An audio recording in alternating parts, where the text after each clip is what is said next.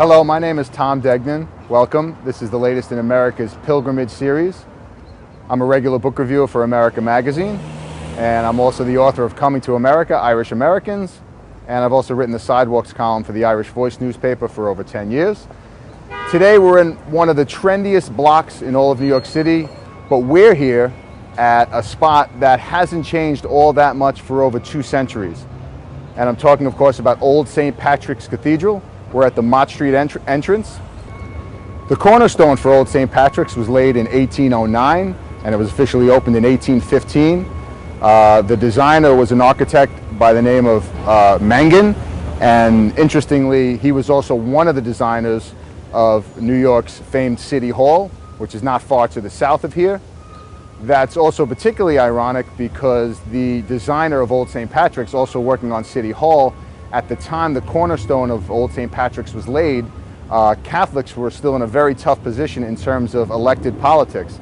In fact, up until 1806, Catholics couldn't even hold public office in New York City. That changed not too long, or around the time of the opening of Old St. Patrick's. Decades later, the Irish would assume a very prominent position in City Hall, in particular in New York City politics in general. The first thing that strikes me as really interesting about Old St. Patrick's is also something that on the surface seems a little boring. It's just, essentially, if you look at it, it looks just like it's simply a brick wall. But the wall tells an extremely powerful story. Part of its mission, unquestionably, was to keep marauders, enemies of the church, outside of the church's property. We like to think we live in a time rife with culture wars, where religion is used as a wedge issue and things like that, and to a degree we do, but the fact of the matter is, during the first years of St. Patrick's, as it was in operation, this was a time when culture war and religious war really was warfare. Literally, you would have mobs attempting to get inside the church, get at the parishioners. Don't forget, around the 1820s, 1830s, Catholic institutions were burned to the ground outside of Boston, in Philadelphia. So it was a very real threat.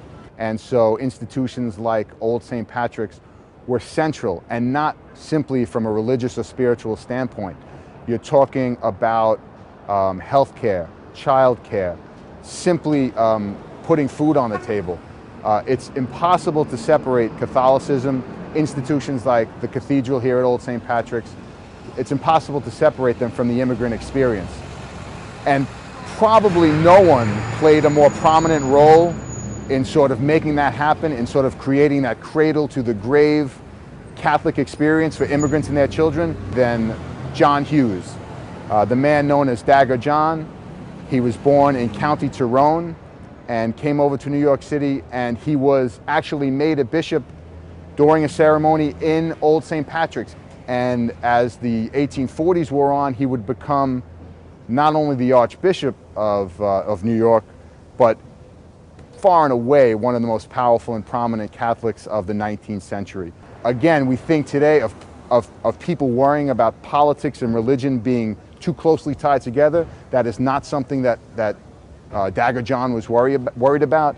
He had no problems getting into political battles. He waged battles over religion in public schools, and by the time that battle unfolded, the broader plan was essentially to devise the Catholic school system in New York, which was really one of the most important and influential decisions that were ever made, so that, in a sense, the Irish brought their parish experiences from the old world to the new. Another famous decision by Archbishop Hughes, feeling that the Irish should be seen, was the decision to move to a more grand edifice on Fifth Avenue, the more famous St. Patrick's Cathedral. That could have meant the end of what we now call Old St. Pat's, but at that point the parishioners in the area, who were by now Irish, Italian, German, they continued to breathe life into the parish. There was a fire in 1866, the parishioners helped rebuild, and so it had a real strong presence in the area. Elizabeth Ann Seton, the first native-born saint, the first American-born saint, and the Sisters of Charity established critical social services here. And so when the cathedral was no longer the focal point of Catholicism in New York, the parishioners made sure it still played a prominent role. If we're going to talk about life in Old St. Pat's, we must inevitably talk about death also. And so then that brings us to the famous cemetery here at Old St. Pat's. If the church itself stands out amidst the sort of urban, the newness of the urban landscape, the cemetery looks like it was simply dropped from the sky. It simply seems to not fit in, and yet it is such a striking presence here. A lot of famous and prominent Catholic New Yorkers are buried here. One of them, John Dubois, the last non-Irish bishop of New York, is buried literally under Mott Street. There's a famous story.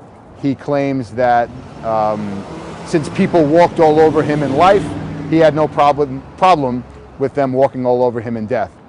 Another thing that's striking to me about the cemetery is it plays a role, it makes an appearance in one of my favorite movies, and that it's just one movie or book or appearance in popular culture that Old St. Pat's has had.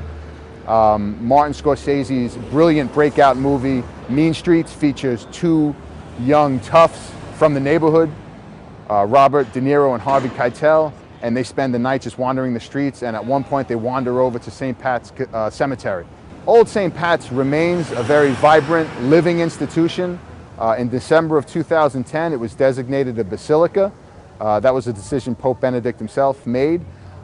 This is quite an honor, and I think what it shows is while St. Patrick's Cathedral on Fifth Avenue gets all the attention, in some ways the history and the pageantry and a lot of true life remains here in Old St. Patrick's Cathedral. I'm Tom Deignan. Thanks for joining us at Old St. Patrick's Cathedral on Mott Street.